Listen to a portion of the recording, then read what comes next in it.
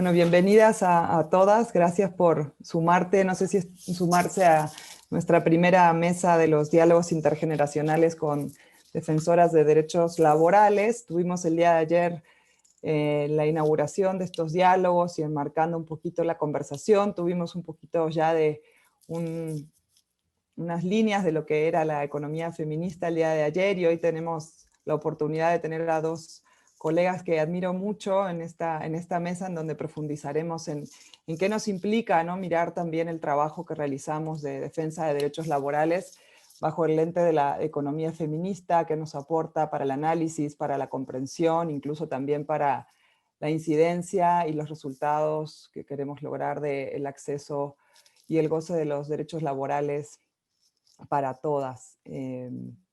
Yo antes de empezar, quería presentarles a nuestras colegas Corina Rodríguez y Flora Parteño, unas colegas que están en el sur, en Argentina, en Buenos Aires, y me da mucho gusto que hayan accedido entre tanta reunión, webinar y compromisos también virtuales a estar con nosotras un poquito más al norte. Así que bueno, voy a pasar a presentarlas y ya luego les paso la palabra a Flora y a Cori para que nos deleiten con su pedagogía de economía feminista, que supongo que le vamos a disfrutar mucho, porque las veces que he tenido la oportunidad de escucharlas y de verlas en acción, hacen de la economía algo también divertido y comprensible, cosa que se agradece para las que no somos economistas. Así que gracias, queridas, por estar acá.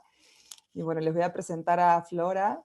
Flora es militante feminista y lesbiana, integra el comité ejecutivo de la Red de Feministas del Sur Global de DON, es socióloga especializada en estudios laborales y doctora en ciencias sociales por la Universidad de Buenos Aires, y dirige la licenciatura en Relaciones del Trabajo de la Universidad Nacional Arturo Jauretche. Es docente en grado y posgrado en universidades públicas en Argentina, en Historia de las Relaciones Laborales, Derechos Humanos y Género en el Mundo Laboral, Tecnologías, Política Social y Trabajo. Ha sido profesora invitada del posgrado de Gestión y Promoción de Empresas de Economía Social y Solidaria de la Universidad Complutense de Madrid, e integra la Red Latinoamericana de Investigadores de Empresas Recuperadas y Cooperativas de Trabajadores. Es co-coordinadora de la Escuela de Economía Feminista de DON. Y en siguiente les presento a Corina Rodríguez Enríquez, que es economista feminista, graduada de la Universidad de Buenos Aires, obtuvo el máster en políticas públicas del Institute of Social Studies en La Haya, en los Países Bajos, y un doctorado en Ciencias Sociales de la Facultad Latinoamericana de Ciencias Sociales, Flaxo. Corina trabaja como investigadora del Consejo Nacional de Investigaciones Científicas y Técnicas CONICET, nuestro CONACYT, en el Centro Interdisciplinario para el Estudio de Políticas Públicas, CIEP, en Buenos Aires, Argentina. Es docente en diversas universidades nacionales de Argentina en economía feminista, cuidados, políticas sociales y políticas fiscales. Integra también el comité ejecutivo de la Red de Feministas del Sur Global, Mujeres por un Desarrollo Alternativo para una Nueva Era, DON, por sus siglas en inglés. Y también es co-coordinadora de la Escuela de Economía Feminista de DON. Corina, Flora, bienvenidas. Gracias nuevamente por acompañarlas y les paso la palabra. Bueno, muchísimas gracias. Buenas tardes a todas. Muchas gracias por la invitación. Es siempre un placer tener la posibilidad de encontrarnos, aunque sea en esta forma virtual, viéndonos en formato cuadradito. Igual creo que es muy valioso sostener estos espacios de encuentro, de diálogo, y bueno, en este caso hacerlo entre zonas territoriales, entre el sur y más al norte, y también entre generaciones. Me parece que esos diálogos son muy claves para entender lo que pasa y para construir colectivamente una transformación. Bueno, yo voy a arrancar el objetivo de mi primera intervención tiene que ver con comentarles globalmente de qué trata la economía feminista y resaltar los 2 o 3 temas que me parece que son claves que la economía feminista trae, profundiza y nos muestra nuevas aristas que creemos que son claves para poder leer desde una mirada feminista nuestras realidades y también nuestras resistencias. Em, yo arrancaría diciendo que la economía feminista es sobre todo otra forma de entender la economía. Y cuando digo otra, comparado con qué, diría otra respecto de lo que es la mirada más dominante, la mirada convencional, la mirada de la economía de la economía tal como la economía se enseña, la mirada de la economía tal como la piensan y la entienden quienes son los actores más poderosos en el desenvolvimiento de las economías, ¿no? Quienes detentan el poder en las empresas, en el capital, pero también en la política pública, quienes toman las decisiones de política de los gobiernos en nuestros países. La mirada que predomina es esta mirada más convencional, ortodoxa. Y la economía feminista surge un poco en respuesta a esa mirada, y entonces lo que ofrece es un marco para entender de otra manera la economía, pero también, como es feminista, es un programa político de transformación. Entonces, no es solamente otra forma de entender, sino también otra manera de construir economía. Y en este sentido creo que podemos conjugar, y tal vez eso puede ser parte de la conversación que tengamos hoy, lo que pensamos respecto de cómo la economía debiera funcionar, pero también las prácticas que ya estamos teniendo desde otras lógicas. Y en este sentido, me parece que una primera diferencia que marca la economía feminista es no entender a la economía como algo técnico, como algo abstracto, como algo de lo que solo pueden opinar los que saben, ¿no? Entre comillas, sino que desde la mirada de la economía feminista, la economía tiene que ver justamente con nuestra vida cotidiana. Y el problema es que las decisiones que toman los que supuestamente saben, cuando las toman sin saber lo que nos pasa en la vida cotidiana, es cuando los impactos de esas decisiones que toman se vuelven más notorios y más graves.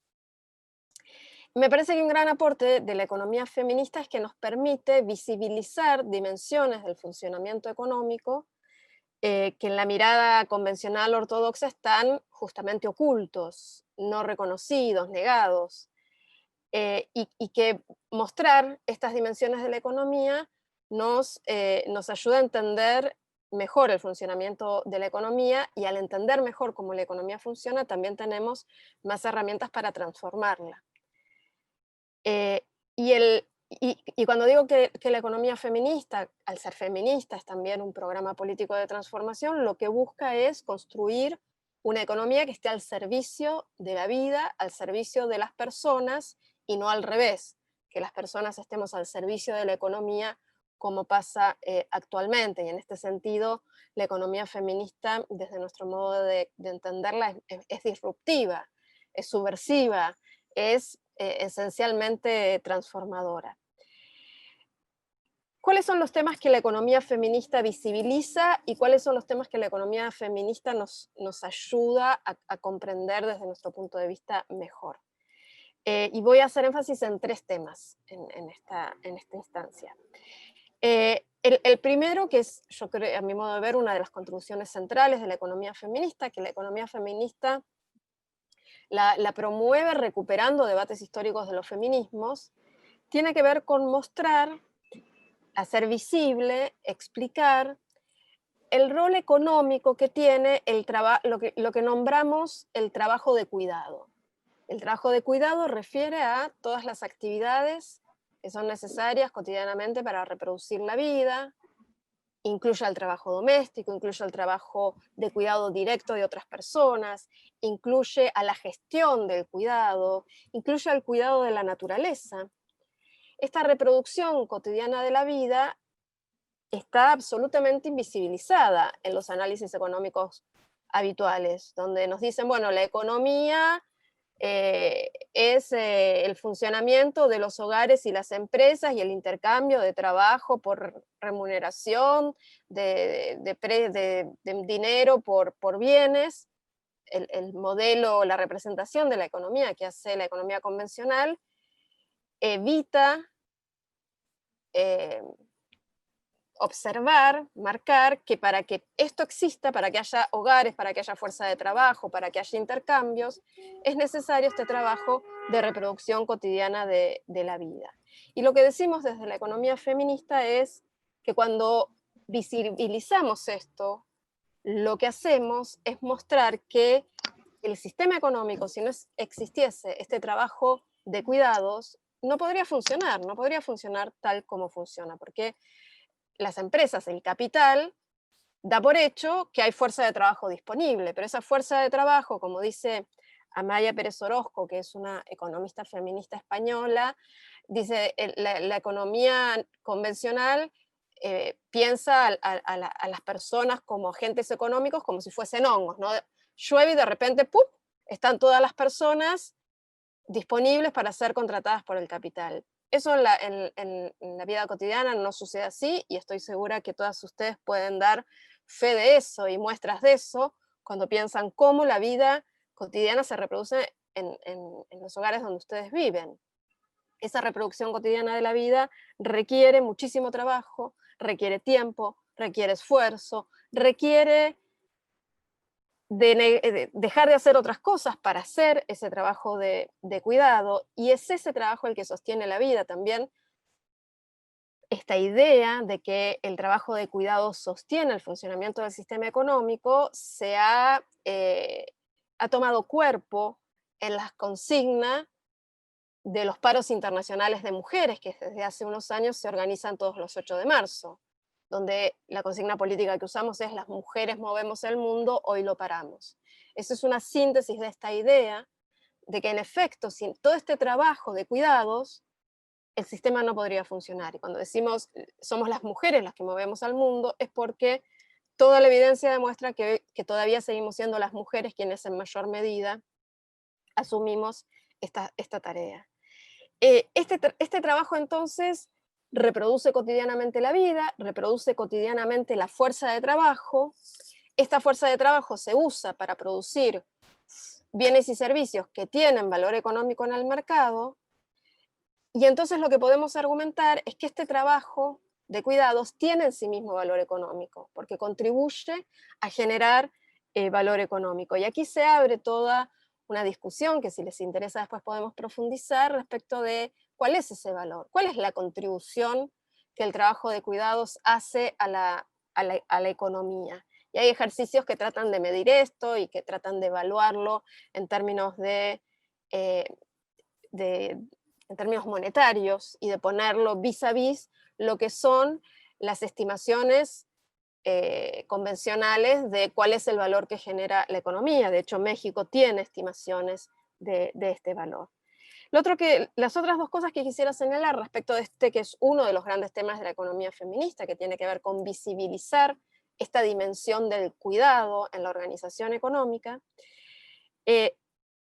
los dos otros puntos que quería señalar son los siguientes. El primero es que cuando miramos cómo este trabajo de cuidado se organiza, hacemos una afirmación, que es que la organización social del cuidado, es decir, la manera en que esta reproducción cotidiana de la vida se organiza, es injusta.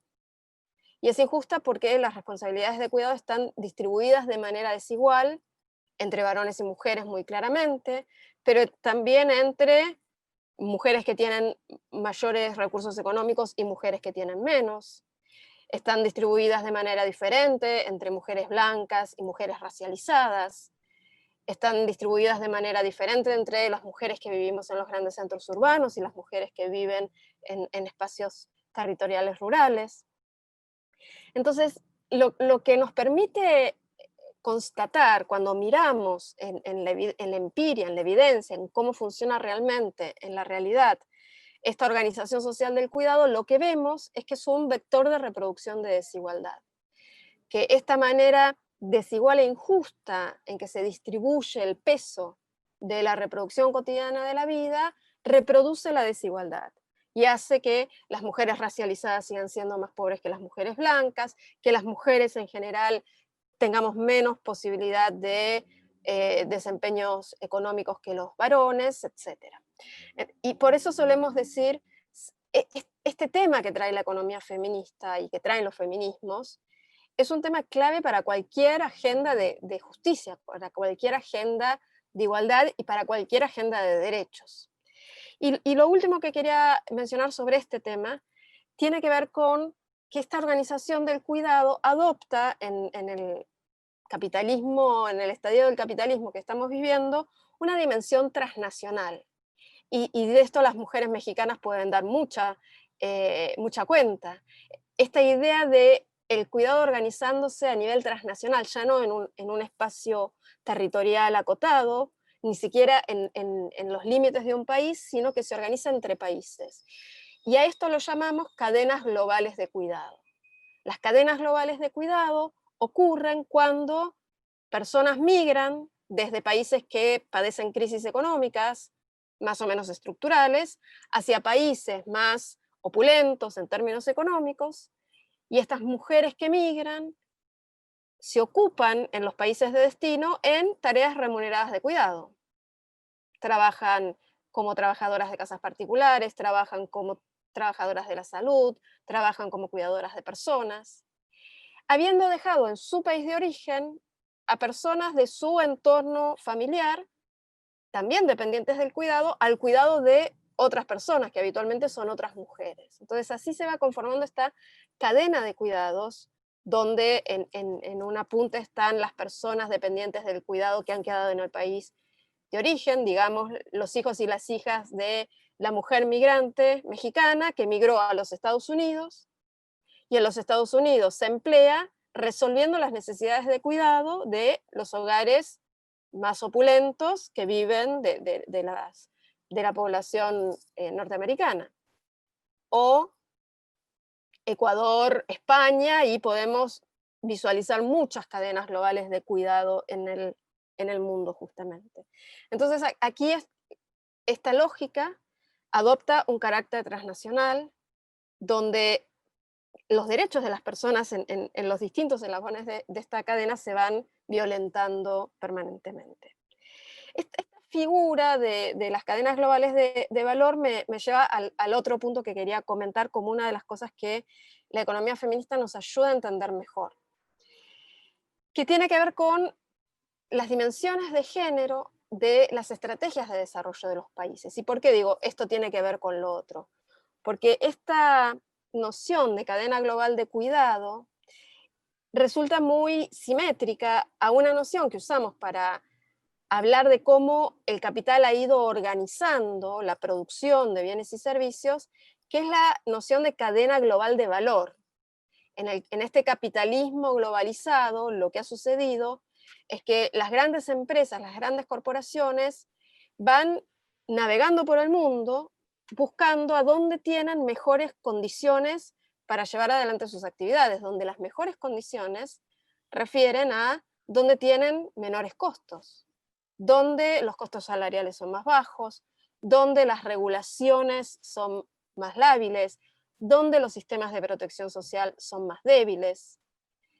Y se van lo que decimos en economía, deslocalizando la producción. Entonces ya no vivimos en un mundo donde en un lugar se recolectan los insumos, se fabrica el bien, se envuelve y se vende. Ahora cada uno de estos pasos de la producción están desparramados en el mundo.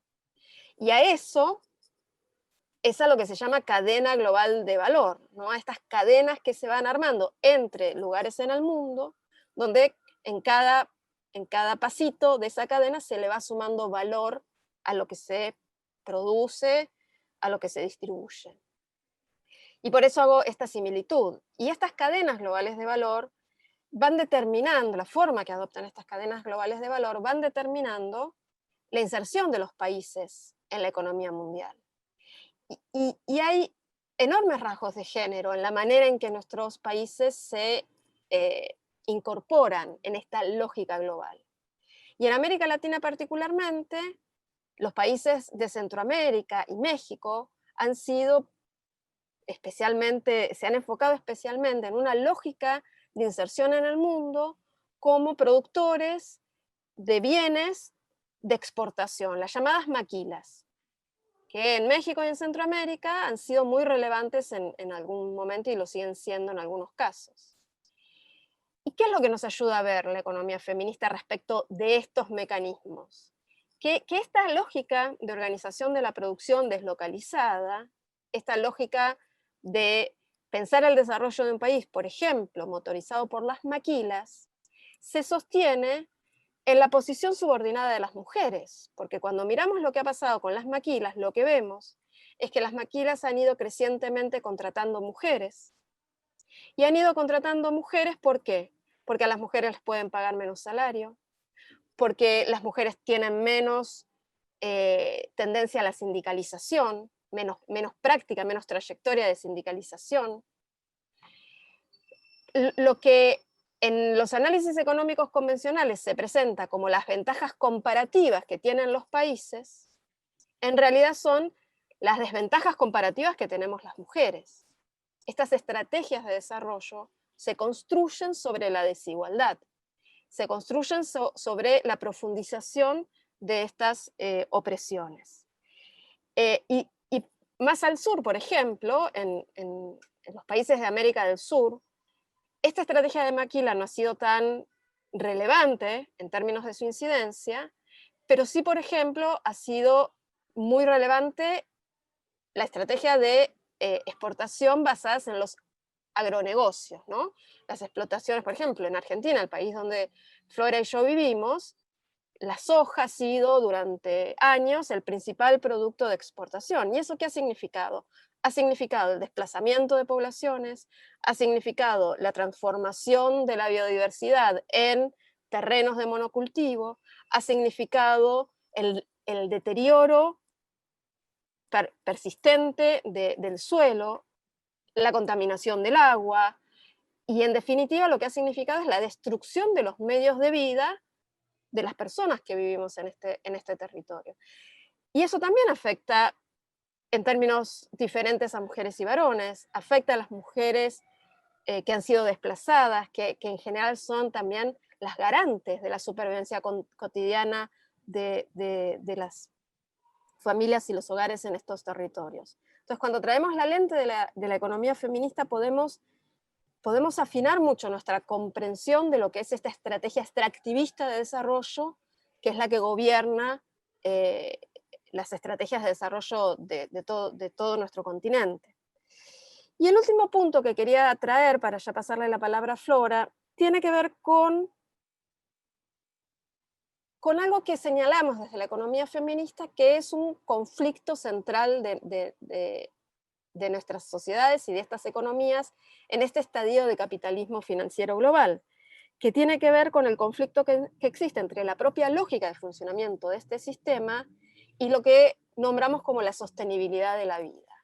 Y la denuncia central que hace la economía feminista es esta lógica con la que se mueve la economía, que es la lógica de la renta creciente de corto plazo. La lógica financiera es esa, es cómo puedo hacer dinero más rápidamente.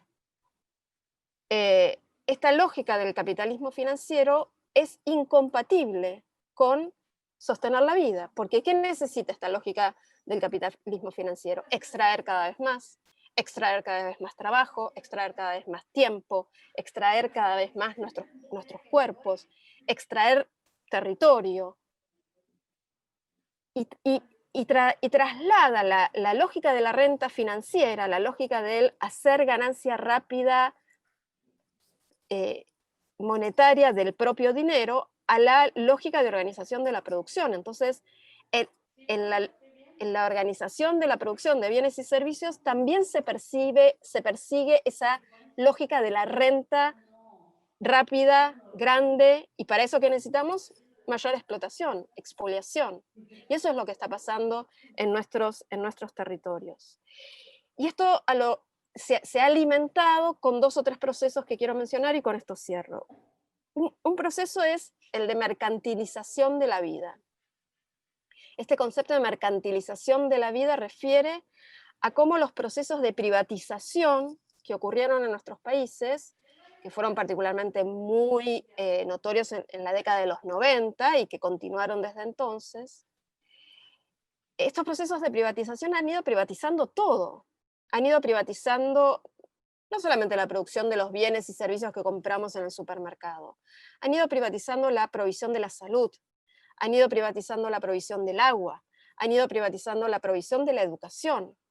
Los bienes sociales más básicos se vuelven mercancías que hay que comprar. Entonces, toda nuestra vida se va mercantilizando. Y a esto se suma la financiarización de la vida. ¿Y a qué me refiero con esto? A que justamente en un sistema que cada vez extrae más renta de la explotación, los medios de vida con los que contamos son cada vez más limitados. Y entonces a lo que tenemos que recurrir es al endeudamiento. Las personas nos endeudamos no ya para comprarnos un auto, para comprarnos un lavarropas, nos endeudamos para comprar medicamentos, nos endeudamos para comprar comida. Entonces la vida se va, nos endeudamos para comprar educación. El ejemplo chileno es tal vez el más contundente, ¿no? El estallido de fines del año pasado en Chile, una de las grandes consignas que traía tenía que ver con esto, ¿no? Parte del motor de ese estallido tuvo que ver con la situación en la que se encontraban los jóvenes y las jóvenes que querían seguir estudiando y que tenían que pagar sus estudios y que para pagarlos tenían que recibir créditos y que luego quedaban para siempre endeudados, ¿no? En esta lógica de la financiarización de la vida. Y esta lógica de la mercantilización y la financiarización va súper empatada con un proceso que llamamos desde miradas económicas heterodoxas y que la economía feminista también utiliza esta noción, hablamos de la captura corporativa. Y con esta idea de captura corporativa nos referimos a el poder creciente que el sector privado ha ido adquiriendo en estas economías mercantilizadas y financiarizadas. Poder que ha ido capturando a los estados. Los estados, con todo el proceso de privatización, se van desfinanciando cada vez más y para poder llevar adelante sus responsabilidades necesitan financiamiento del sector privado. Sector privado al que han beneficiado de múltiples formas. Las grandes corporaciones se enriquecen, de hecho, parte de este proceso de organización global de la economía, a lo que lleva es que a los estados vayan viendo, como yo el sector privado vaya viendo dónde tiene más beneficios. Y una de las cosas que ofrecen los países para atraer a estas inversiones es beneficios fiscales, que paguen menos impuestos, que no paguen impuestos. Entonces, estas grandes corporaciones han aumentado su tasa de ganancia con los beneficios que les han dado los estados se quedaron desfinanciados y ahora necesitan del sector privado para que financien las provisiones más básicas. Y de esta manera, el sector privado captura al Estado e impone, y con esto termino, impone lo que son intereses privados como si fueran intereses públicos. Y construyen una narrativa que tiene que ver con que el desempeño del sector privado, que lo que es bueno para las empresas, es bueno para toda la sociedad. Y esa es justamente la narrativa que la economía feminista viene a disputar. Cuando decimos, esto no es así, al contrario, lo que existe es un conflicto entre el capital y la vida, un conflicto entre la lógica de acumulación del capital y la lógica de la sostenibilidad de la vida, y por eso necesitamos construir otra economía que saque del centro a los mercados y que ponga en el centro la vida de las personas. Yo aquí termino y le paso. Gracias, Cori. La posta. Tenemos una pregunta para vos, no sé si las prefieren que las juntemos o te la hago ahora y contestás y seguimos con Flor. Como prefieran. ¿Sí? Porque está relacionada sobre la mercantilización de la que hablaba. Sara nos pregunta si crees que esa mercantilización será más aguda obviamente con la pandemia, ¿no? Sí, yo creo que algo que ha sucedido con la pandemia es una visibilización muy profunda de todos estos aspectos, ¿no? que he ido señalando. Y justamente una de las cosas que quedó en evidencia es que la vida está mercantilizada y si nos enfermamos porque nos contagiamos COVID, tenemos que comprar la reparación de nuestro estado de salud. Pero también lo que ha traído la pandemia, y me parece que aquí hay una tensión que puede ser una ventana de oportunidad, es que los mercados fallan en las crisis. Los mercados no dan respuesta en la crisis. ¿Quién ha venido a fortalecer los sistemas de salud? El Estado. ¿Quién ha venido a invertir para tener la vacuna más rápido? El Estado, aunque el negocio de la vacuna después lo vayan a hacer los grandes laboratorios. Entonces me parece, tomando la pregunta de Sara, que acá que la pandemia ha expuesto esta situación, ha mostrado las implicancias de esta mercantilización, y también ha mostrado al Estado como el garante de última instancia que nos rescata a las personas, pero que fundamentalmente rescata a las empresas en estas situaciones de crisis. Y esto me parece que es parte de lo que tenemos que usar para construir esta otra narrativa, ¿no? Que justamente muestre al sector privado como dependiente del Estado, que lo rescata cada vez que atravesamos una crisis. Gracias, Cori. Les queríamos comentar que tenemos una Rayleigh que nos está ayudando a graficar con un lindo arte la presentación que hizo hasta ahora Cori. No sé, me están avisando que se puede fijar la pantalla para que podamos verla en este momento un poquito. Y como puente a pasarle la palabra a Flora, tenemos un breve video de 2 minutos que ejemplifica lo que Cori nos estaba explicando de las cadenas globales de cuidados y qué implica eso en la vida de las mujeres. Muchas de nosotras lo sabemos, lo hemos vivido, tenemos amigas, conocidas, colegas, hermanas en situaciones como las que nos van a mostrar estas colegas de España que hacen un video justamente de las cadenas globales de cuidados y qué implica eso, lo que comentaba Corina, de cuando vamos a cuidar a otros a un lugar extraño, ¿no? Y dejamos a las personas que también necesitamos cuidar a cargo de otras personas y cómo estas cadenas de cuidado se van, ¿no? Y van precarizando pues, la vida de las mujeres. Entonces, ¿podemos pasar al video, Nati?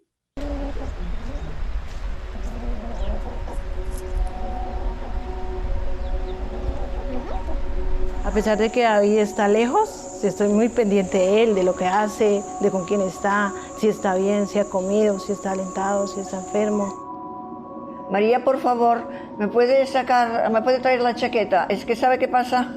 Que ahora me cuesta un poco levantarme. A veces pagan tan poquito dinero para el trabajo que se hace, porque el solo hecho de estar encerrada 24 horas al día, 7 días a la semana con una persona, ya es perder parte de tu libertad. Las trabajadoras del hogar somos migrantes, somos mujeres que venimos de otro país a hacer lo que tal vez aquí no se encuentre. Lo que llegan a hacer allí es en unas condiciones muy precarias, fundamentalmente, digamos, por las estructuras racistas, coloniales, que subsisten entre España y lo que hoy es América Latina. Hay casos mucho más agresivos como el Quimbo, por ejemplo, que es una represa, esta es construida por la empresa Enel, de Capital y Endesa, Capital español-italiano, en donde solo la instalación de la represa produjo 28.000 personas impactadas. A mi hija la he apoyado en todo momento incondicionalmente. ¿Por qué? Porque he visto la lucha de ella con esa represa. Y yo sé que no solo, si yo he colaborado en esto, no solamente sé que es por ella, sé que es todo, por todos aquellos que son afectados. Es decir, aquí nos han vendido la idea que va a haber desarrollo, ¿verdad? Y al final la gente no entiende que el desarrollo es para las empresas, ¿verdad? Salomé, por mi trabajo, porque es mi trabajo y porque la quiero como si fuera mi hija. Decimos como mujeres nosotras que somos las que sostenemos la red de la vida y somos las que vivimos empobrecidas. Ahora mismo, si me preguntas, quisiera irme a cuidar a mi papá, ahora mismo.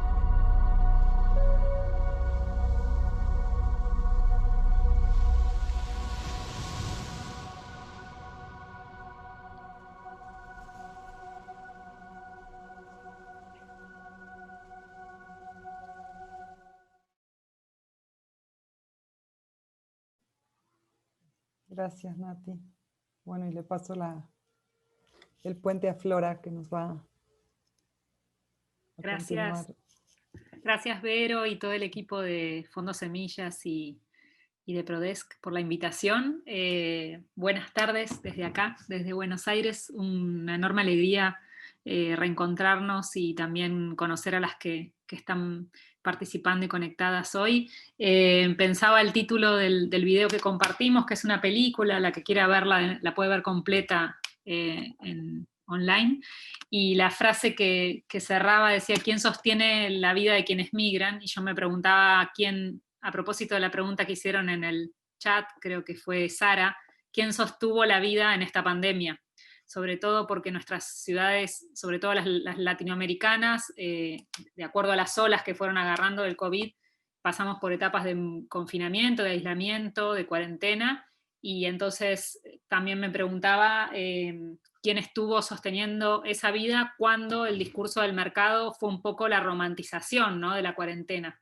Por estos pagos, no quiero generalizar hasta la Ciudad de México, pero durante la cuarentena estuvimos haciendo un trabajo con compañeras de Quito, quiteñas en Ecuador, y lo que veíamos es que había una apuesta de las grandes empresas, incluso del gobierno, por romantizar la cuarentena, ¿no? Y decir, bueno, quédate en casa, pide lo que quieras y los deliveries te lo llevarán y todo. Y bueno, esa apuesta por el quédate en casa sabemos que no estaba al alcance de todas, y que hay algunas que no pudieron quedarse en casa, que tuvieron que salir.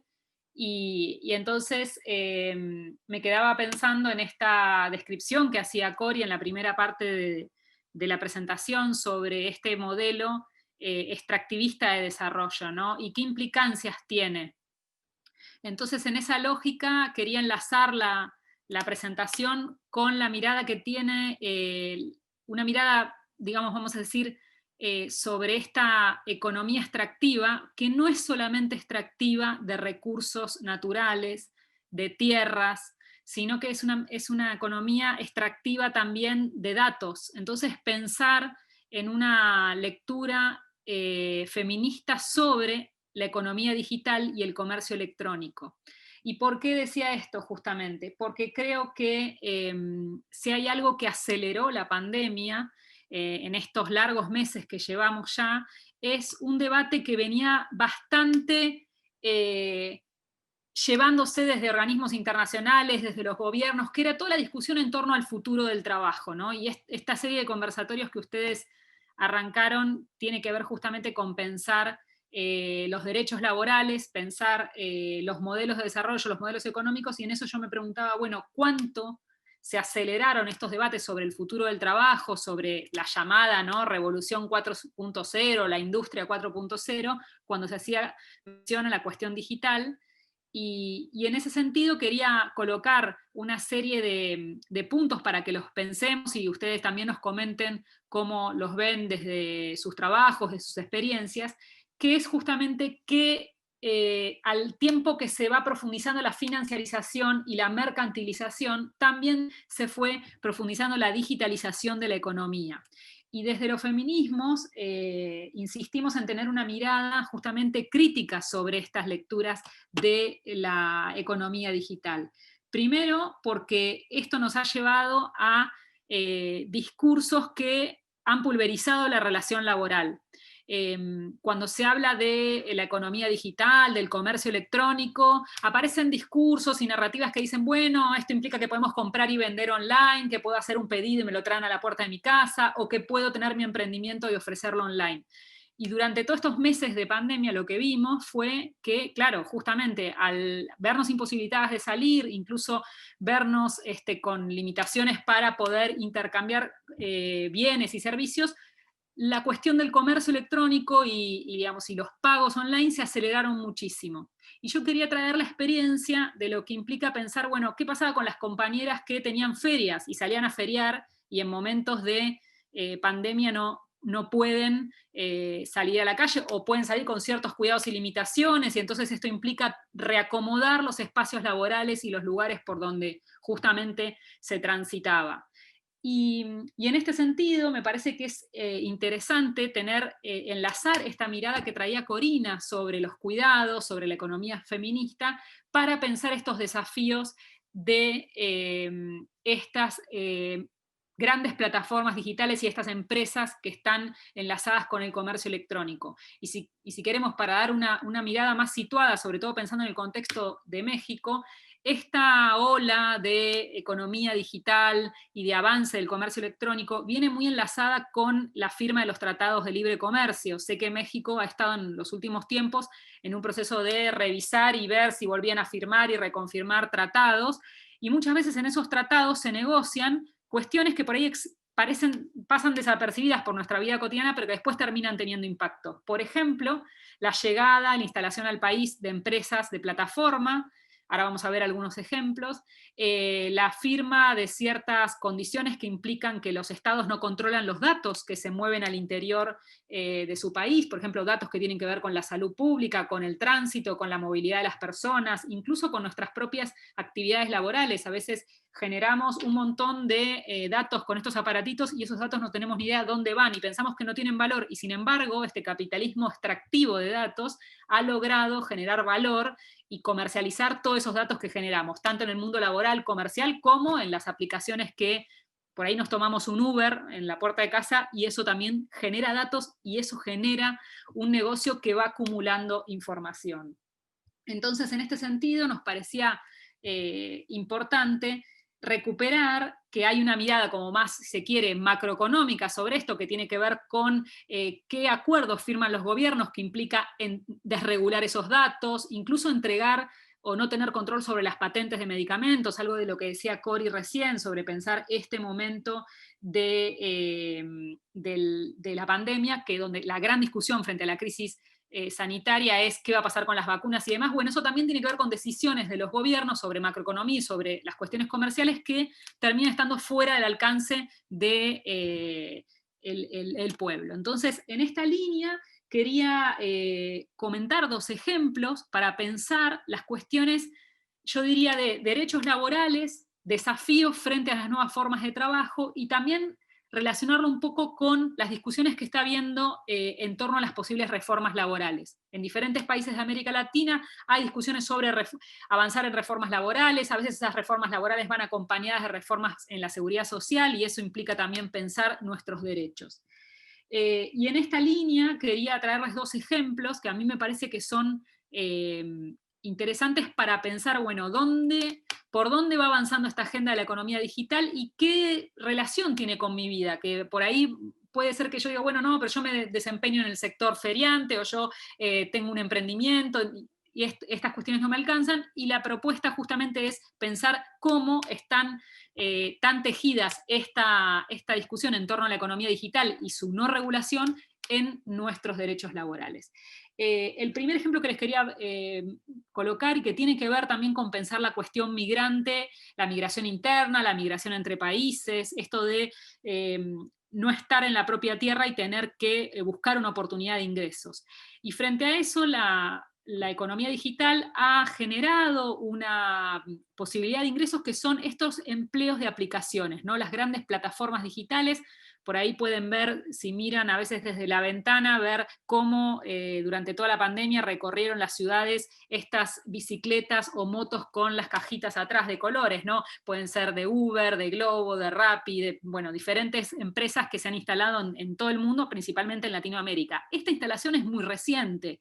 Se instalan en el país con grandes beneficios fiscales, con todo tipo de flexibilidad en materia de regulaciones, no están alcanzadas por el Código de Trabajo. De hecho, estas empresas de plataforma de aplicaciones, que lo que hacen es repartir bienes y servicios a domicilio, también el servicio de mensajería, aparecen, se instalan en un país y pueden, así como se instalan, irse del país sin ningún tipo de compromiso en materia de indemnizaciones, situación de las trabajadoras y los trabajadores.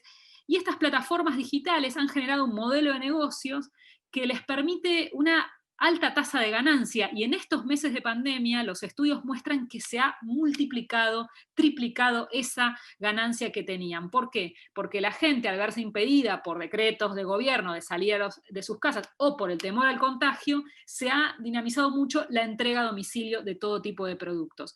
Claro, ¿qué ha sucedido? Estas empresas vieron una ventana de oportunidad en el contexto de la pandemia, pero sus trabajadoras y trabajadores no fueron alcanzados por los derechos laborales. Y ahí yo me quería detener en la situación de las trabajadoras que están justamente en este sector repartiendo pedidos, entregando y pedaleando en las calles. La primera cuestión tiene que ver con la composición migrante de este sector de trabajadoras, que justamente, como lo vimos en Buenos Aires, en Quito, en Ecuador, y tendríamos que ver en detalle en México y en otras ciudades, justamente las trabajadoras se encuentran en esta posibilidad de ingresos, de convertirse en repartidoras de delivery, una oportunidad para generar ingresos y poder sostener sus familias. Muchas veces son mujeres que están a cargo de sus familias, que no tienen con quién organizar la cuestión de los cuidados, y eso también fue muy complicado durante los meses de pandemia, porque implicaba tener que salir de casa, no poder llevar a los chicos y a las chicas a la escuela, y esto implicaba pensar con quién se quedaban. A veces se quedaban solos, a veces tenían que organizar redes que puedan estar con ellos. Y después, otra cuestión que a mí me parece importante, pensar cómo estas plataformas digitales están fuera de toda regulación y aparecen como meras intermediarias. Y esto es interesante pensarlo en otros tipos de trabajos donde las plataformas aparecen como intermediarias. Por ejemplo, las plataformas de venta online. Por acá, por estos pagos, tenemos Mercado Libre. Podríamos compartir por México qué plataformas están circulando, si Amazon o cuáles. Pero lo que implica es que las plataformas se presentan como intermediarias y no tienen obligaciones de empleadores. No tienen por qué pagar cargas sociales, no pagan seguros de accidentes y riesgos de vida, no pagan licencias, no cubren las licencias de sus trabajadores. En el caso de las trabajadoras esto es mucho peor. Una trabajadora que está en una situación, por ejemplo, de enfermedad, de cuidados, o simplemente está cursando un embarazo, no puede tener derecho a una licencia. Y esto implica justamente que se borra la relación laboral y no hay un reconocimiento de las obligaciones del empleador. Y esto es interesante pensarlo ahora porque hay intentos de regulación y en algunos casos de avanzar con la desregulación, y estas empresas amenazan todo el tiempo como, bueno, si me ponen más imposiciones me retiro del país. En los últimos meses en Argentina, entre septiembre y noviembre, tuvimos 2 grandes empresas que se retiraron del país, Globo y Uber Eats. Y esto es interesante porque se fueron y no hubo ningún problema. Entonces esta cuestión de que el capital se instala y se desinstala cuando quiere, digamos, sin ningún tipo de control, también es interesante pensar en qué situación quedan esas trabajadoras y trabajadores.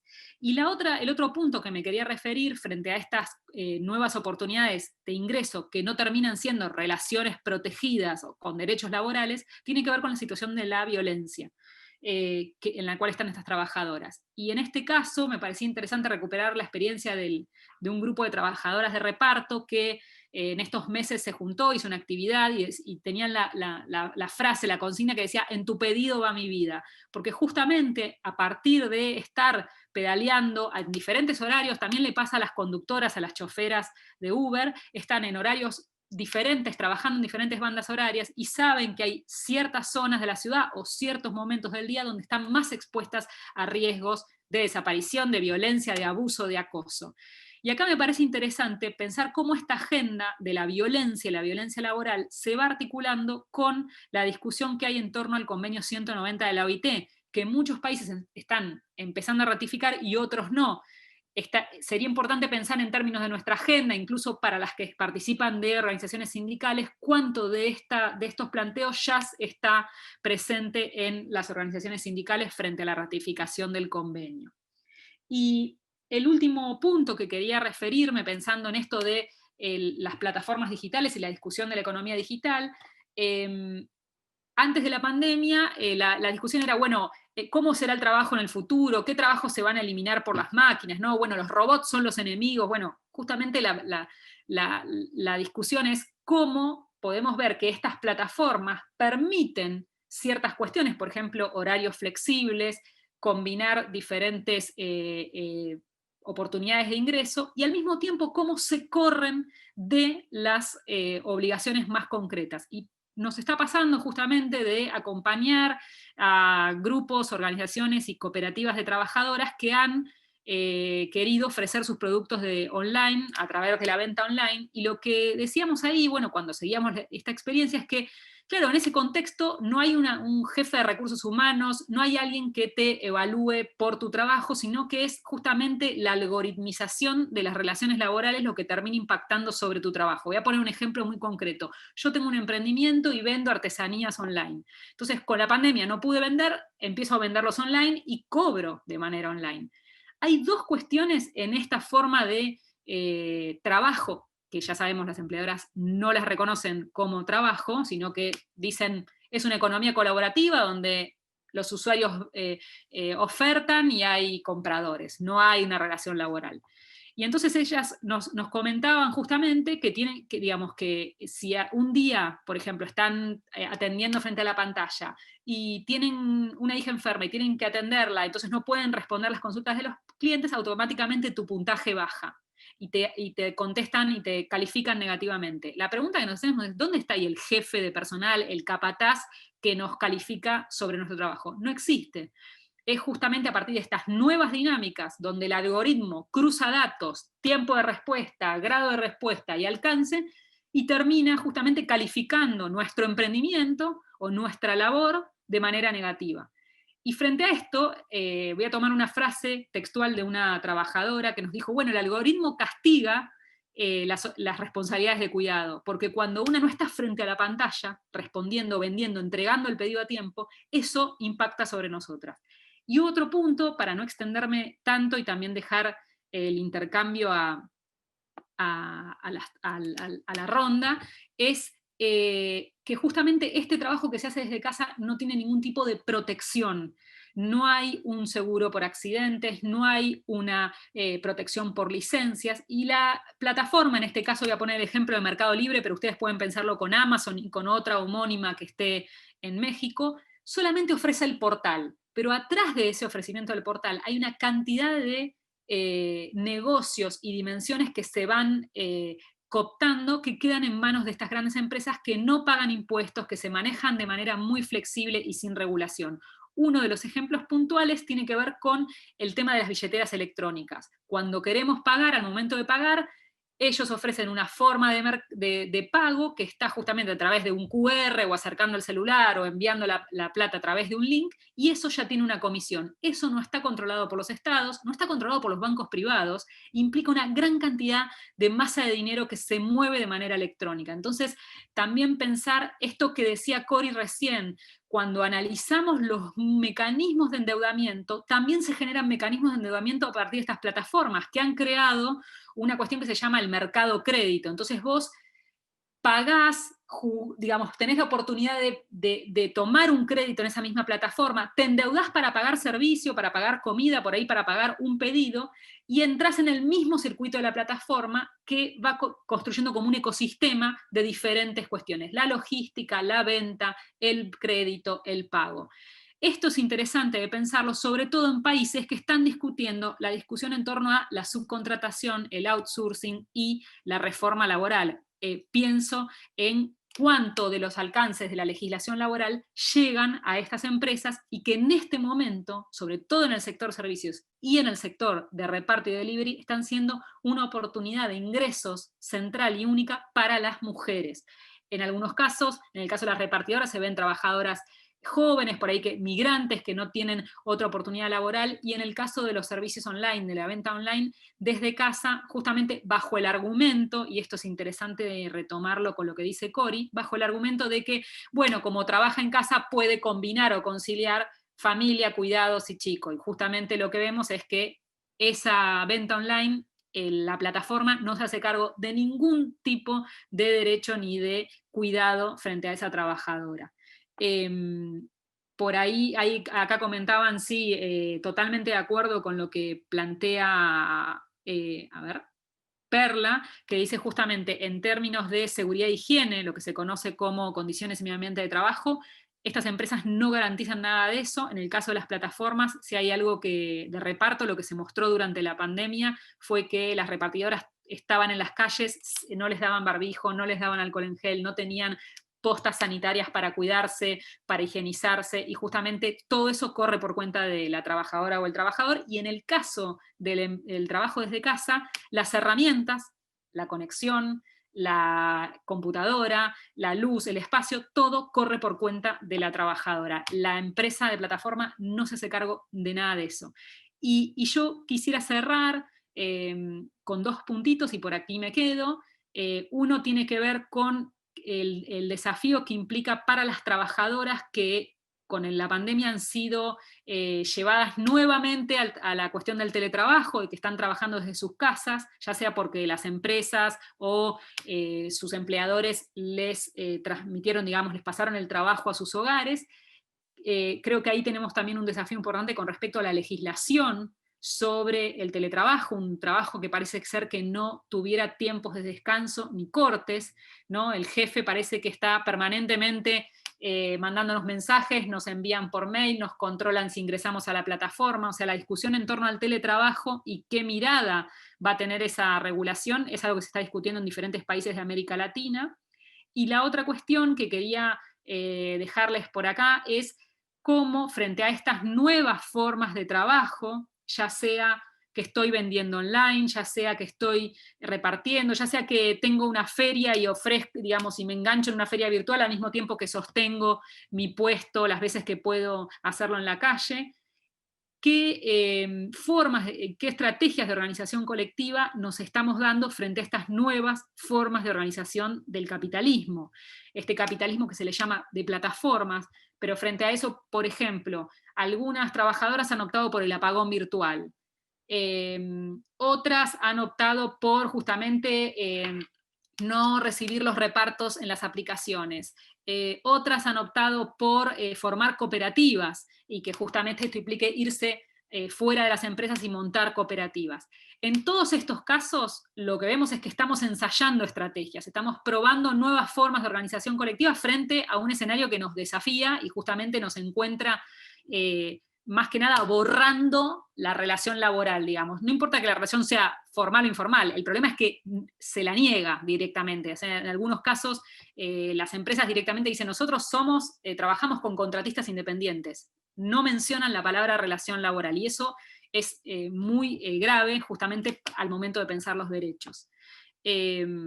Y el otro punto que quería pensar es, bueno, cómo frente a estas nuevas dinámicas podemos darnos nuevas formas de organización colectiva desde el terreno sindical, desde la organización de las mujeres, desde incluso las discusiones que se están dando en torno a las posibles reformas. Si estas reformas tienen una mirada donde nosotras sentimos que está representada nuestra voz, nuestra condición laboral, o más bien son discusiones a puertas cerradas. Entonces en esto quería dejarles planteado por acá, y bueno, creo que hay unas preguntas, pero vos me dirás, Vero, si las... Sí, si quieren las leemos.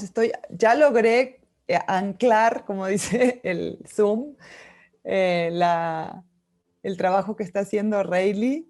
Entonces ahí también pueden ver, si tocan en su pantallita donde está la gráfica, en los 3 puntitos del Zoom, si ven dónde está la pantalla del Rayleigh, le ponen anclar y la pueden ver para que podamos ver la condensación en gráfica y en dibujos bien bonitos de la discusión. Y bueno, yo quería también resaltar, Flora, lo que decía, si pensaba, por ejemplo, para poner también unos datos sobre el contexto en México, que el 53% de la fuerza de trabajo femenina en México, en el contexto de la pandemia, se encontraba trabajando en sectores de riesgo, ¿no? También en educación o salud, y que eso representa 11 millones de mujeres, ¿no? Claro, no poco, las llamadas no poco, esenciales. Exacto. Entonces, esenciales, pero con riesgo. Exacto. ¿No? Y que tampoco, que la mayoría de ellas tampoco están en condiciones ¿no? de protección social en el caso de enfermarse, y donde tienen también ¿no? relaciones de cuidado que que atender en el contexto de la pandemia, y bueno, me parecía como un dato bastante fuerte, ¿no? Para lo que implica eso y trayendo a lo que significa la economía feminista en la realidad, como decía Cori más adelante, más atrás en la conversación, lo que nos implica y en lo que se nos va la vida, ¿no? Lo que decía, ¿no? En tu pedido se me va la vida, eso es como muy fuerte. Y bueno, lo que queríamos justamente traer, y creo que va a ser rico de la discusión, es ver estas formas de organización y poder intercambiar en cómo nos estamos organizando y cómo al final esta transformación del mercado, que de repente es muy difícil de leer desde la cotidianidad, ¿no? Nos implica buscar estas estrategias de articulación colectiva, ¿no? Porque también lo que creo que el contexto de la pandemia nos ha venido a desbaratar mucho es esto, ¿no? Cómo nos organizamos colectivamente estando aisladas, ¿no? O el riesgo ahora también hemos visto en México, pues los intentos de movilización desde los movimientos feministas, la represión, ¿no? El contexto de represión en el cual también la organización se está obstaculizando, ¿no? Y entonces son cada vez como sentimos los desafíos también mayores para organizarnos colectivamente en contextos virtuales, ¿no? Sí, ahí veía algunos comentarios, por ejemplo, Sí. El ejemplo de las docentes es el caso también, ¿no? Más patente en esto de la virtualización. Aquí hay un espacio colectivo que se llamó Asamblea de Trabajadores en Tiempo de Pandemia, que se organizó de manera virtual. Por supuesto que la virtualidad también mostró las brechas digitales, ¿no? No todas tenemos conexión todo el tiempo, no todas tenemos datos en el celular para poder conectarnos. A veces la organización colectiva también demanda un esfuerzo extra para lograr que todas estemos en línea o podamos actualizarnos lo que nos pasa. Y en ese contexto, acá se habló de la virtualización forzada, porque no hubo opción. Y en esa no hubo opción, la otra vez conversamos con compañeras de El Salvador, y ellas nos dijeron, para nosotras una condena muy fuerte fue el tema del teletrabajo, porque volvimos a casa sin salir, muchas de nosotras conviviendo con agresores, y ahí esto demandó también un esfuerzo extra de las compañeras de cómo activar las redes que antes cuidaban frente a la violencia, porque en esto también me parece importante decirlo, lo que comentaba Cori, pensar el cuidado desde una mirada feminista, no solamente el cuidado de personas dependientes, de nuestros niños, de adultos mayores, por ahí cuidar a una persona que está con una enfermedad o mismo está atravesando la situación de tener COVID, sino también pensar en el cuidado de nosotras y cómo en la pandemia eso demandó creatividad y mayor esfuerzos para lograr esas redes que acompañaban. Después las otras dos preguntas que las recojo por aquí, la de Perla. Perla, quisiera transmitirte, incluso si querés después compartirte algunos trabajos sobre que coincido con vos, las plataformas digitales abren digamos, desafíos en dos sentidos. Uno, las que trabajan en la calle, estas que contábamos de las compañeras que son repartidoras, ¿no? Las que están con su celular pedaleando día y noche para entregar un reparto. Y por otro lado, las que realizan trabajo en casa.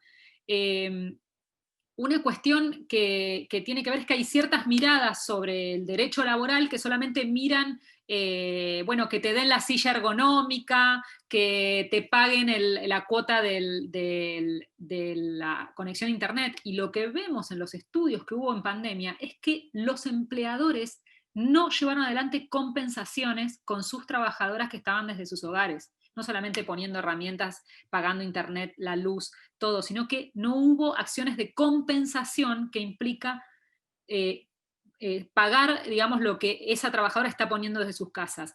Y ahí yo diría que hay una cuestión que es interesante para trabajarlo, y trabajarlo porque a veces puede salir como salió en Chile, que es la famosa discusión en torno al derecho a la desconexión.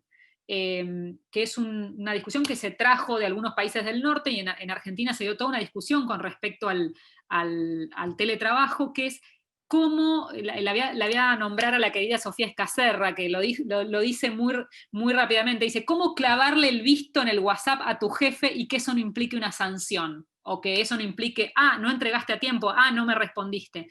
Y en esto, el derecho a la desconexión también implica recuperar algo sobre los derechos de la jornada laboral, de los límites de la jornada laboral, cuándo empieza y termina nuestra jornada laboral en contexto de pandemia. por un lado. Y creo que, bueno, Perla, podemos seguir, si querés puedo compartirte o enviarle a Prodesk y a Fondo Semillas algunos textos para pensar en esta clave. Después lo voy a atar con algo que dice Dirce, que coincido totalmente. Dice, me quedé pensando en cómo estas nuevas dinámicas impactan de manera diferenciada a las nuevas generaciones, sobre todo. Y coincido, Dirce, en que una no puede tener un discurso de no a las plataformas, no boicot a Rappi, a Globo, a Uber, porque hay un discurso que tienen estas plataformas, sobre todo las de transporte de pasajeros y las de delivery, que tiene un discurso que atrae también a jóvenes que por ahí están en una instancia de tener su primer empleo, combinar estudios con una posibilidad de ingresos, que es el discurso de la flexibilidad. Y ese discurso de la flexibilidad, si la estrategia es una estrategia condenatoria de no a las plataformas, cerrémoslas, no avanza en un modo de pensar una regulación que sea protectora del trabajo y que garantice pisos mínimos de protección, que es lo que hoy en toda Latinoamérica no tenemos. Estas plataformas no garantizan pisos mínimos de nada porque han pulverizado la relación laboral. Entonces, por ahí pensar cómo las regulaciones que se están intentando o las discusiones que se quieren llevar desde los sindicatos, ahí también hay un desafío que es organizar y articularse con los sectores más precarios, con los sectores informales, y la importancia que es poder comenzar a tejer esos vínculos con sectores más precarizados, con sectores informales, y ahí, digo, no ir con un intento de regulación que condene la flexibilidad, sino cómo articular estos empleos digitales que combinan cierta flexibilidad con la garantía de pisos mínimos de derechos, ¿no? Salarios mínimos, protección, lo que mencionaban por ahí, seguros contra accidentes de trabajo. A estas trabajadoras de reparto las atropella un auto en la calle y no tienen ningún seguro de nada, pueden morirse en la calle. Es tan grave como eso, y es alarmante los índices de accidentes que hubo durante la pandemia. Y después el último que comenta Sara, sobre Tijuana, coincido en lo que dice, ¿no? Como también en un escenario donde las mujeres trataron de recuperar la venta en las calles, los trueques, incluso las formas que escapan a los intercambios monetarios, justamente poniendo en escena esas redes de intercambio, y cómo aparecen los estados obstaculizando, y con el argumento del cuidado, de la vigilancia frente a la pandemia, terminan obstruyendo estos procesos colectivos, justamente que tienen que ver con impedir el trueque, impedir los intercambios. Aquí hubo una cuestión también muy complicada con eso, con las compañeras que querían recuperar sus espacios de las ferias en las calles, ferias que intentaron reconstruirlas a medida que se fueron abriendo progresivamente las tareas, pero ahí también hay toda una discusión con las fuerzas de seguridad, con los sectores policiales, con los agentes del Estado, que van a controlar y a obstaculizar más que a sostener eso, ¿no? Y sí, acá fue todo un tema, así que bueno, gracias Sara también por traer esta experiencia desde Tijuana. Vero, por ahí... Bien. Gracias, Flora. No veo algunas otras preguntas por el momento, pero no sé si quieren pasar a... Teníamos la idea, compañeras, de hacer unos grupos, ¿no? Flora y Corina traían 2 preguntas que quizá podamos hacer unos grupitos de discusión y después traer a la plenaria para intercambiar y que ustedes podamos escuchar de ustedes también la experiencia que quieran compartir en cuanto a estas preguntas que nos van a plantear Flora y Corina. Y Sara nos comenta, esos obstáculos me parece son en beneficio de las transnacionales, ya que son las que no pararon por ser esenciales. Pues sí, también podríamos hablar otro tema que nos podría traer acá todo esto de la debida diligencia, ¿no? En temas de empresas y derechos humanos, de cómo también se está debatiendo la regulación de las actividades empresariales y los impactos, y cómo las empresas sí tendrían que ser responsables de las actividades y de los efectos que tengan en las poblaciones o en los grupos de defensoras y defensores de derechos humanos que se ven afectados por las actividades de las empresas, ¿no? Así que chicas, ¿ustedes quieren plantear las preguntas y yo armo los grupos? Sí, La pregunta, teníamos dos preguntas, más que nada para compartir en los grupos. Uno es cómo les resonaba o les hacía eco esto que estábamos compartiendo y presentando, más pensando en la situación de México, sobre todo en las ciudades que cada una se encuentre, por ahí están en diferentes partes, y qué les parece que sería relevante tener en cuenta de cara a pensar formas de organización, formas de resistencia o estrategias frente a este contexto. Por ahí de propias experiencias que han puesto en escena en estos meses tan duros u otras que están pensando, ¿no? Entonces sería, por un lado, cómo les resonó esta presentación en sus situaciones y sus escenarios, y después qué acciones, qué formas de organización colectiva les parece más relevante de cara a pensar justamente este contexto. Gracias. Bueno, somos 34. Yo diría, podría ser 3 grupos. ¿Sí o 2? 15. Para que nos dé, son 14, 15. Yo creo que mejor 2 para... No abro mi cámara, dale, porque no me lo permite. Dale. Para que la puesta en común después Buenísimo. lleve menos tiempo, así podamos. Y asignar, bien. Bueno, voy a asignar automáticamente, así que voy a crear los grupos, se van a ir automáticamente. ¿Y cuánto nos damos? ¿20 minutitos? Para que ya tengamos después como la plenaria y cierre. Perfecto. ¿Sí? Vale. Bueno, ahí nos vemos en los grupos. Son aleatorios, así que... Ventas en línea ha generado que empresas como Amazon sea competencia directa de las empresas locales, y con la pandemia hace que las empresas locales salgan perdiendo. También hay nuevas formas de organización en el trabajo en nuestras casas, el modificar rutinas para cubrir las otras responsabilidades, como las responsabilidades de cuidados y del hogar. Y también hubo que generar cambios en el autocuidado, esto de que el horario laboral no termina nunca. También nos contaba una compañera que la pandemia llevó a la unión de las mujeres, que por ejemplo en Las Panas nos contaban el caso de que en Ciudad de México hubo una toma de las estaciones de metro para reclamar la posibilidad de vender desde ahí. Y también hablaban de que la sociedad civil tomó un rol que el Estado dejó ausente, que se generaron redes, pero también qué pasa con las que no tienen estas redes. Y también se habló de cómo la situación económica se empeoró, se perdieron muchos trabajos, y que todas estas cosas afectaron las relaciones sociales, familiares e interpersonales, y que nos va a seguir afectando. Y también pasa esto de tener que dividirse entre 1000 cosas para salvar el día y la simultaneidad de acciones. Y no sé si sé que algunas de nuestro equipo no llegaron a hablar, o si alguna más quiere decir algo, les cedo el micrófono. Gracias, Flor.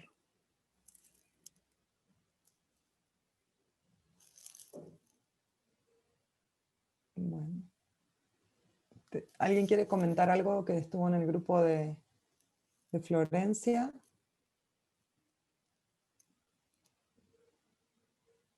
No. No sé si está por ahí Erika, que no había tenido chance. Sí, ahí está. A ver de hablar. Si querés comentar algo, Erika. Ahí estás, Erika. ¿Ahora sí ya me oyen? ¿Sí? Sí. Ah, ok, qué bien. Soy bien torpe para esto de las tecnologías, discúlpeme, me estaba escuchando y estaba queriendo ahorcar y ahorcarme yo y no sé qué hacer. Pero bueno, ya está resuelto. Yo una disculpa porque llegué tarde, porque tenemos demasiado trabajo con el COVID. Estamos viendo no nada más la situación de mujeres que se dedican a trabajo sexual, sino también estamos viendo personas adultas mayores que tenían trabajo, que fueron desempleadas, y pues les estamos ayudando con una despensita, con alguna ropa, pues con algunos trámites que hay que dar, que el gobierno está dando de ayuda, y que ellos, como no tienen, y son adultos mayores igual que yo, pues no sabemos a veces cómo entrar a una página de gobierno, cómo sacar esa información, porque te piden una de cosas, que vete para arriba, que sube para abajo, que métete para acá, saca esta información, méteme esto.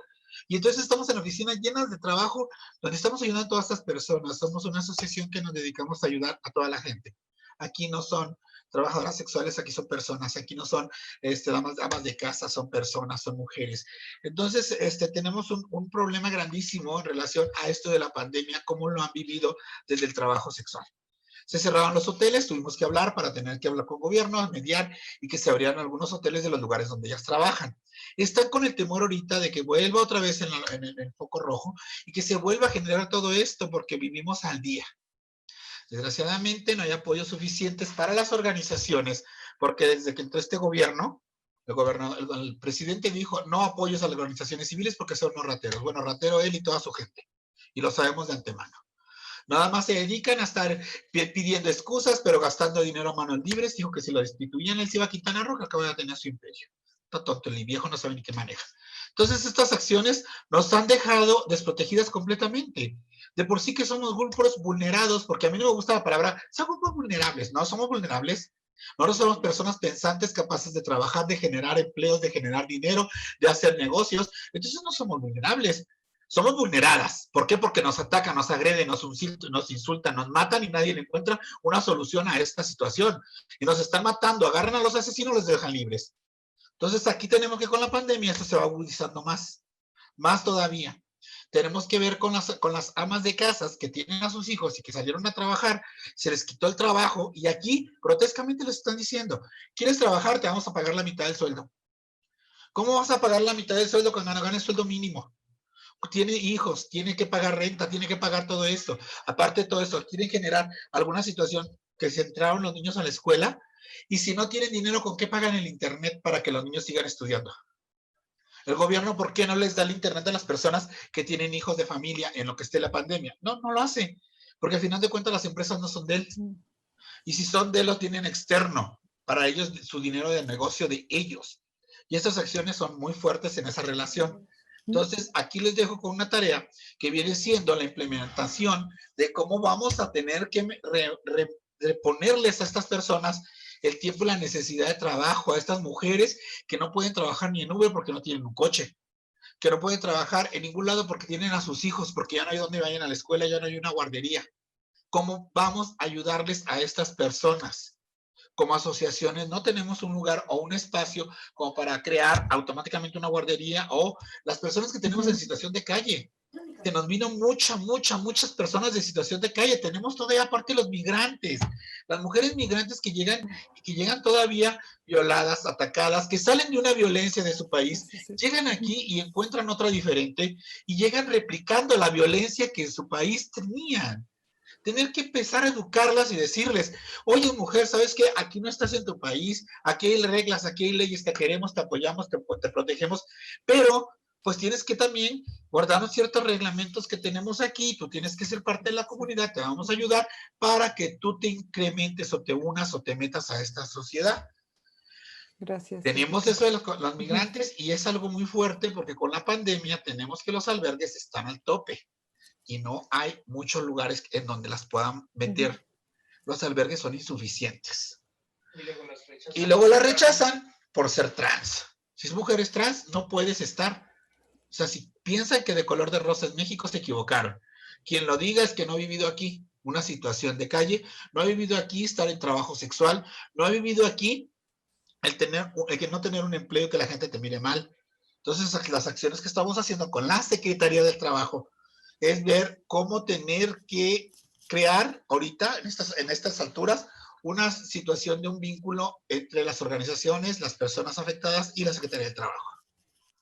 Vamos a ver cómo vamos a manejar esta situación en un concepto que sea más amable, más bueno para las mujeres en relación a esto y tener que ver qué es lo que pasa en los estados. O sea, la situación aquí en México es que la Ciudad de México tiene sus leyes, pero cada uno de los estados tiene sus leyes y cada ley es diferente. Haz de cuenta que tenemos 32 países, porque cada quien es su país, porque tiene su mundo, tiene sus reglas, tiene sus gobernantes, y necesitaríamos hacer algo como unificación en relación, ¿qué te falta a ti? ¿Qué necesitas para que presione yo desde la Ciudad de México?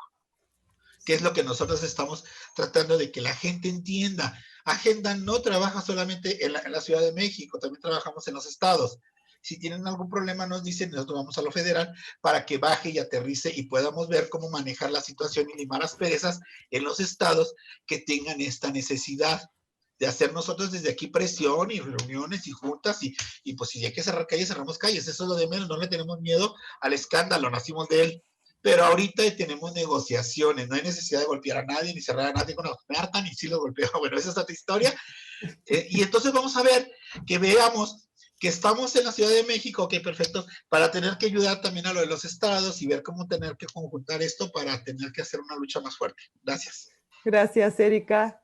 Gracias. Y bueno, como creo que ya podrás ver también las reflexiones que hicimos más temprano, ¿no? Y que hablan también justamente de esta intersección, ¿no? Que no somos también mujeres que vivimos una identidad y, ¿no? Y que se nos cruzan varias intersecciones y varias identidades y que nos van esas capas se nos van sumando capas de discriminación y de violencia, y bueno, la idea también de este espacio era justamente articular, las compañeras en Argentina podrán también articular alianzas también con otras, saber qué están haciendo, estaban compartiendo Flora y Corina varias iniciativas de compañeras organizadas en Argentina, creo que las compañeras de la AMAR en Argentina tienen una experiencia interesante también de articulación y de organización en el contexto de la pandemia con trabajadoras sexuales y plantean pues la misma realidad que planteabas tú, ¿no? Con respecto al trabajo sexual y los desafíos que se han enfrentado. Y bueno, estamos acá también para conectar, para armar otras redes, otras alianzas.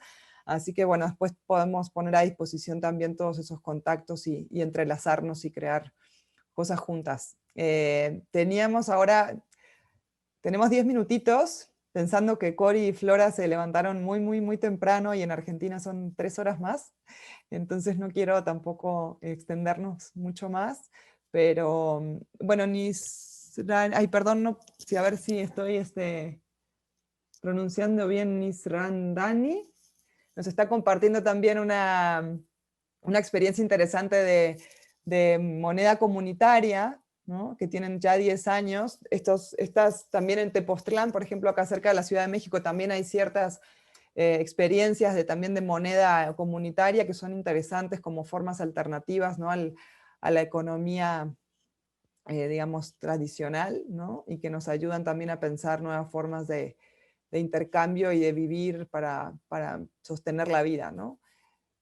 Ahora nos tocaría quizá el grupo 2, si quiere compartir su discusión. Sí, yo voy a Susana, compartir la discusión para no tomarnos más tiempo. Muchas de las cosas que ya se mencionaron fueron reflexiones que también salieron en el grupo. Nada más que me gustaría agregar que una compañera nos mencionó que además de la vida misma de la pandemia, nuestras propias luchas, hay compañeras que se encuentran también en zona de desastres naturales, de huracanes. Entonces eso es agregarle otra capa más de complejidad. Pues la precarización que viven las mujeres de la comunidad LGBT, también que ya se mencionó. Y por ahí mencionó, creo que fue Ana Rosa, que en realidad acá en México, por ejemplo, el 70% de las personas que fueron más afectadas ahora en esta pandemia, pues son personas con nivel educativo de primaria o primaria incompleta, ¿no? Entonces esto pues nos viene a visibilizar pues estas vivencias desiguales, ¿no? Trabajadoras que están en tianguis o mercados, que ellas no pueden trabajar, pero están estas grandes cadenas que siguen trabajando. Y algunas de las estrategias o acciones de resistencia que se mencionaron, pues fueron esos trueques solidarios para apoyar la economía de las compañeras, hacer redes para ayudar a aquellas mujeres que no pueden salir porque están en el cuidado de sus hijos, también unas redes de contención, de apoyo emocional, y que también se mencionó, creo que Flor ya lo había dicho, que desde las OSCs están apoyando a mujeres, ¿no? Y pues esto, ¿no? Que al final en la pandemia nos dimos cuenta que las mujeres somos solidarias y que nos podemos coordinar. Entonces, no sé si alguien más que estuvo en mi equipo quisiera agregar algo más.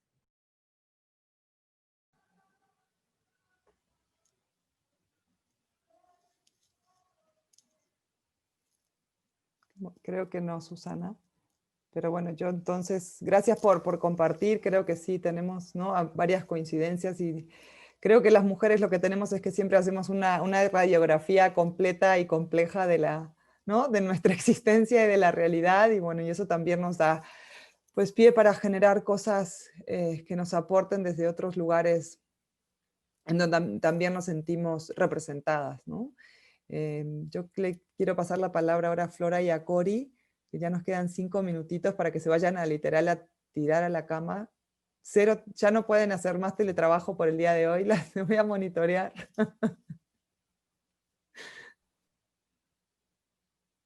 Bueno, no, yo simplemente agradecer de nuevo la invitación, la posibilidad de estar en el espacio, la conversación en el grupo, escuchar las experiencias y la primera pregunta, ¿no? ¿Qué les resuena de esto? Todo les resonaba, ¿no? Y un poco eso es la economía feminista, es reconocer en la vida propia el vínculo de eso que nos pasa con el funcionamiento de la economía, con las relaciones de poder, y poder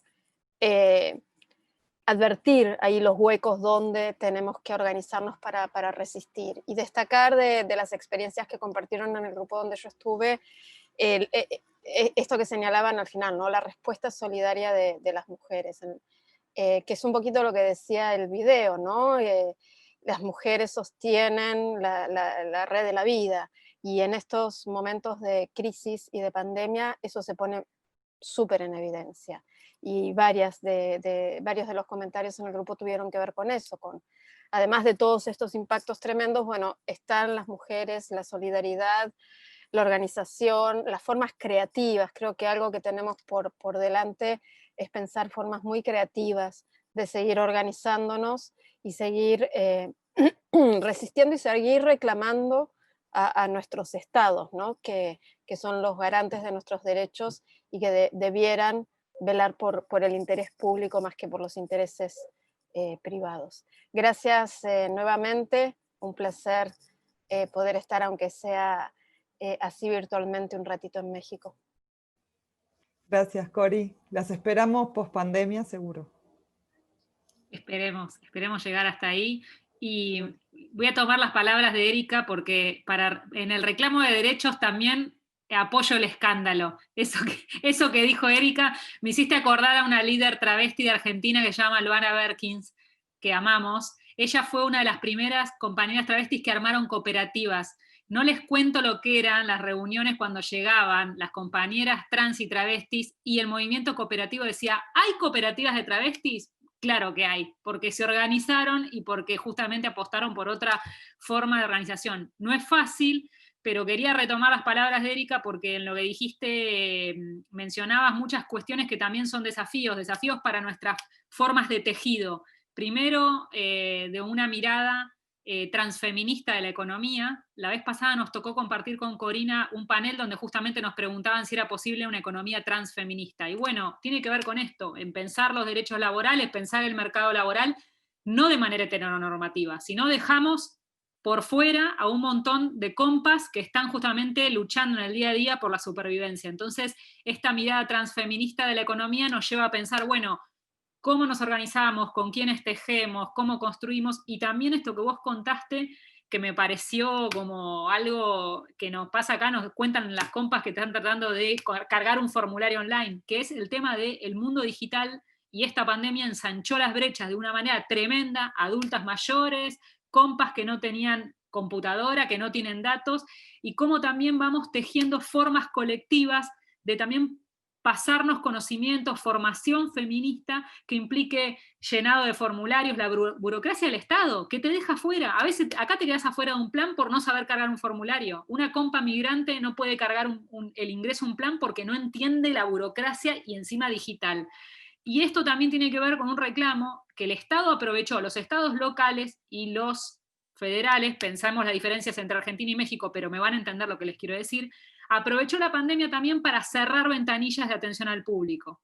Y con el tema de la ventanilla online, la ventanilla única, vos no tenés más que del otro lado de la pantalla un robot que, digamos, que implica, ¿no? Cuando tenés que tildar no soy un robot, que implica la atención digital. Y eso dejó afuera a muchas compas que no manejan la tecnología, que no tienen acceso. Entonces eso me parece que también en nuestra agenda, en las instancias de formación que nos damos, es súper importante el tema de las brechas digitales, la formación en seguridad informática. También cuando estamos en las redes estamos recontraexpuestas a formas de acoso cibernético que tienen que ver, por ahí estamos tratando de vender nuestros productos online y nos contactan de otra manera para querer justamente violentarnos. Entonces, tener en cuenta esto, y solo un minuto me tomo para contarles que por estos lados también armamos formaciones online para feriantes, feministas, compas trans, no binarias, lesbianas, que también han sido totalmente excluidas del mercado laboral porque no categorizan para el puesto de trabajo, y nos dimos formas de